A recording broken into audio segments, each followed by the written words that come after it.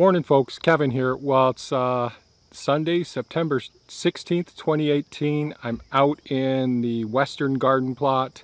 Yesterday I started putting in the first row, the first permanent raised bed, adding compost to the surface of it. So very tightly packed wheelbarrow loads of compost, which we use the new system, which did end up working out very well. That's using the front end loader, Optimus Prime, to load the dump trailer, drive it down here next to the garden plot, then use Bumblebee, the mini excavator, with the grading bucket, the one without the teeth on it, and basically filling up the wheelbarrow each time, and then coming in with the wheelbarrow and dumping it in each one of the permanent raised beds one at a time. Today's going to be another hot one. I don't know how far I'll get today. This does take quite some time out of my day to do this, but it's early morning. The sun is just coming up, and tomorrow's supposed to be cooler, so we'll have to see just how everything works out. This is a good job to do when it's not raining, or right after rain, because everything's much heavier at that point. So let's get started.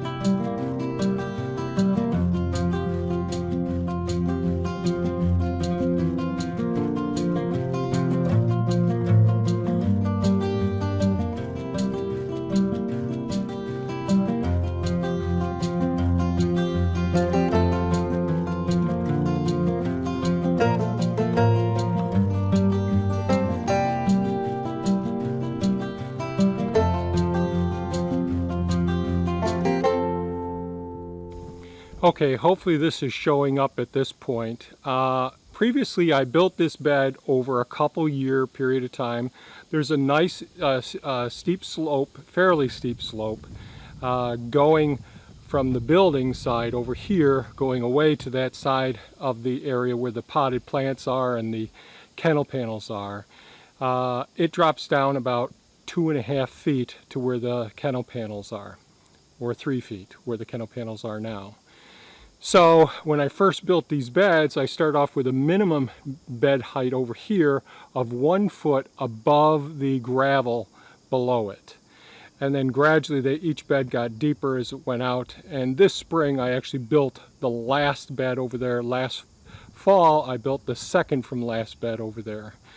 And it takes a lot of compost because you're building the compost up 2.5 feet thick, deep, and that consolidates and settles over time. And I suspect that the outer one will settle even more over this coming winter months. But what I've been doing is adding a little bit over 1 foot in height, 1 foot to 20 inches, 18-20 inches in depth to each one of these permanent raised beds. Now you can refer to the last video on this where I removed the white clover and brought in the wheelbarrow loads as I mentioned. But part of what I'm trying to do is get the beds as close to being ready for transplanting or direct seeding earlier in the springtime, where often I'm doing this sort of thing in the springtime, eating up a lot of valuable time. So the other advantage of prepping these beds and rebuilding the beds or adding the compost, even if it's a small amount of compost, this happens to be a massive amount of compost that we're adding to these beds, but even if I were just adding a small amount of compost to the beds, And then using a garden tilther, as I've shown in other videos, to prep the bed so that it's ready for seeding, watering the bed, and then putting a tarp over it. When it's still warm like it is right now, and the beds are moist, the weed seeds are going to germinate, and because of the tarp being on the surface of the bed, they aren't going to get adequate sunlight for photosynthesis, and those weeds are going to die off. And therefore, when you pull that tarp back in the springtime, you can plant in there, and there's less of a chance of dealing with weeds. And I'm doing a similar thing up there in the garlic bed. Now, I'm going to be planting the garlic in the first couple of weeks of November. And this is September 17th. So we're supposed to be, I put compost up there already.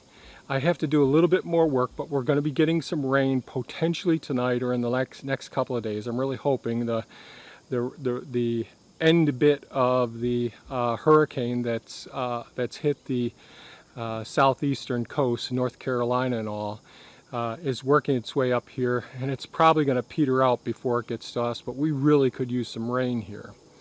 And my heart goes out to all the folks who have gotten too much rain and dealing with all the ramifications of that.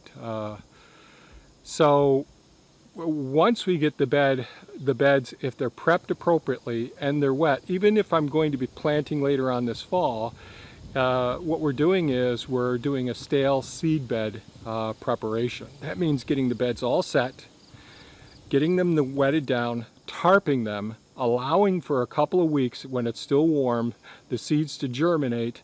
Because of oculation, they aren't going to get their solar exposure, the tarp being over them rather, and therefore those weed seeds are going to die.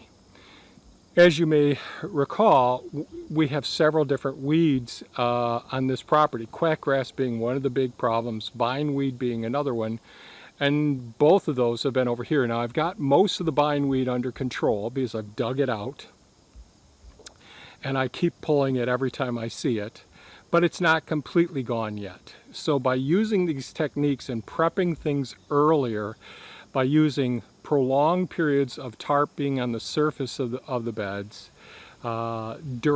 before the real cold spells come, then those seeds or the rhizomes, the roots that still have lots of bioactivity in them, are going to send up the foliage. They're not going to get the adequate solar exposure that they need to get, and therefore they're depleting their resources in their root zones, and there's less of a chance of them being viable for the next time coming up.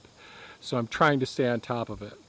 And I'll go over in a future video what our plans are for these beds over here, and hopefully that gives you some information about possible ways that you can do some of these things and see just the process of the depth of these beds as I build them.